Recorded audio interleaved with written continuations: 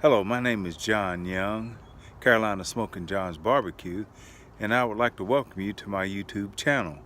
We're going to be doing a product review of the Oklahoma Joe Bronco smoker, and I have found it to be a well-built piece of equipment, but there's some things that I think could be improved in this unit. So if you would just join me for a few minutes and I'll share what I've found having owned this unit and cooked on it. So I'm gonna go right through as quickly as I can because I'm recording this myself. I don't have my camera person here with me. This is the Oklahoma Joe Bronco unit, and as I said, I don't have a camera person here with me to help record, and so I'm trying to put all this together. One of the issues that I had with this Bronco, and before I purchased it, I even called Charbroil to ask them about are they going to make a correction to the intake pipe here on this, or intake tube here on this unit. And the problem with the Oklahoma Joe was that somehow it went through quality control and nobody caught that the bolt here was welded on the wrong end. As a matter of fact, it was welded on this end of the tube. So if you bought this unit and you put it together, you would find that you had a gap here. And having built a number of barrels, and I know how important it is to build a tight unit, you need to have this no leaks anywhere, and it was really a substantial gap here, which really caused the unit to suck more air, even if you tried to control the unit up here on the control. So what I did was I took a 24 tooth file, and by hand, and I wished I had made a good video of it and I could have showed you how I did it. It was not very hard to do. And what I did was, by hand, I just went in there and I cut that. It was a tack weld, so it was not that difficult to cut loose. I cut the tack weld loose, and then I took and filed it down to where it would fit. And then I welded this on this end of the tube.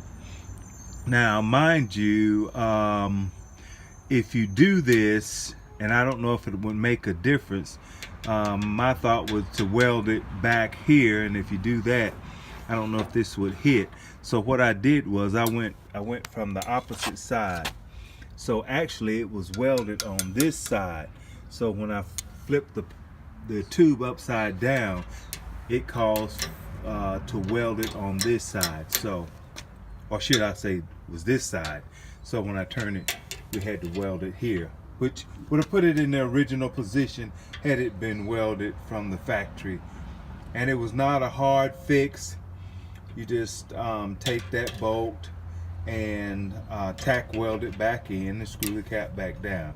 Takes maybe about a good 20 minutes to fix this, which should have been caught at the factory.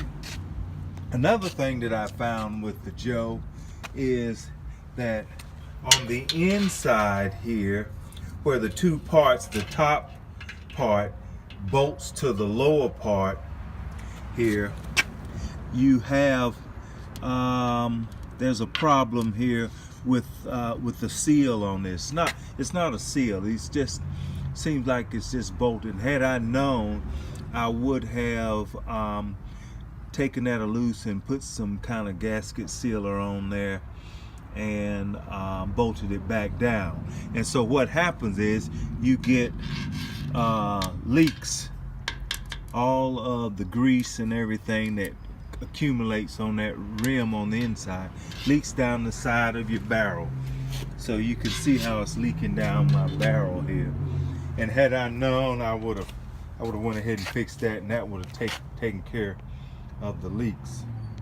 And so the next thing that I found that I had to do was On the bottom of the unit, and you can't see it from here, there is a cap which you can use to clean out the unit. If you have a driveway that you're concerned about and don't want to get it spotted up, I suggest you just use a half pan like this and put it underneath the cooker, and that will catch any drippings or anything that comes out from that cap. So just put that under there, and that'll keep your driveway nice and clean. One of the mods that I did with this, and I don't like to have a whole lot of loose wires and everything, and as a matter of fact, I only use one wire. Use one probe, and it's not a probe in the meat, but I use it to give me a ambient temperature here at the grate.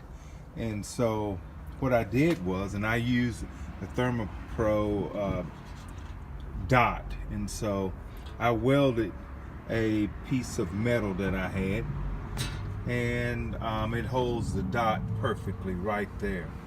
So I welded it up, put it at an angle like that, and I've just got a rubber band around the wires to hold those wires, make that really neat. And so that keeps the wires really neat, out of the way and everything, that we don't have wires running all over everywhere. And so I only use that one. That's the only one that I use, probe, and I use my thermal pin, so I don't have probes stuck in the meat or anything like that. So that was a good mod right there. Another thing you have to be careful with, they put this handle on this side of the barrel, and having this handle here on this side of the barrel is very awkward when you try to move the barrel from one place to another. So what I do is, if I'm going to move it, I move it by using this end and this rack right here. You get a lot more leverage and stability using that. Another thing is, on the inside of the barrel, you got these real thin little wires holding this seal together here. So I would be careful as to how I maybe clean in here, that you don't break these things off. But it seems to be holding really well. I haven't had any problem with it, but that's just something to be mindful about. I really wish we had gotten 2 racks in this thing, and I don't know, it's about 18 inches. I'm not sure if a Weber rack will fit. I hadn't seen any accessory racks or anything at the website that you could buy. Maybe they'll add something on later on. But all in all, with the price point, you can't beat. This thing is well built. It's really well built, and I'm excited about their coming out with the Oklahoma Joe Pro. So as soon as that hit market, I'm wanting to pick one of those up. It's a little bit bigger than this one. It's 21.5 inches, where this one is, I think, 18 inches or so. It's going to be a nice unit. So I want to buy one of those and just compare it, just to see how it does. I have a number of barrels that I have made myself around here. Some of them I won competitions with. So I'm really have had my experience with using barrels, and this is a pretty good product. You get that corrected right there, and they have sent, and I can't remember his name, but I'll add it in the description below. But he has gotten a new intake tube, upper intake tube from Charbroil, but I didn't like the way that it's mounted and the mounting hardware with this. This is real clean. the way it should have been done. And like I said, it's not a hard fix, guys. All you got to do is take at least a fine tooth. I've got a 24 tooth, which did it. You probably could do it with something with less teeth in it, but this one did well. A really fine hacksaw blade, and by hand I just cut it off. It's just a little tack weld, so it's not difficult. Cut it off. If you got a MIG welder or whatever, just hit it, put it on one of the low settings, and tack it back on, and you're back in good shape. Or just take it to somebody. It's well worth it. This did not break the deal for me.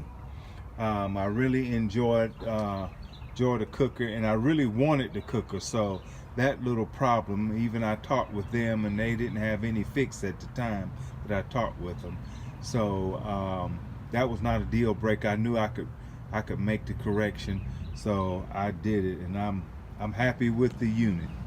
So I hope what I've said and given you in this little review will help you out in making your purchase of the Oklahoma Joe. Really a nice unit.